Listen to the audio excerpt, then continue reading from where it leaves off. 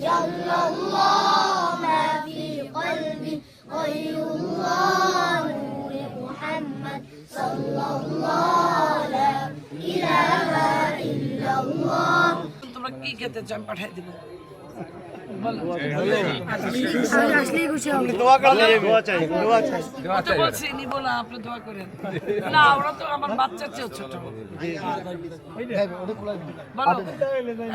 তোমাদের কি খেতে ইচ্ছা করে বলো অন্য কোনো শখ থাকলে সেটাও বলো মা গো মা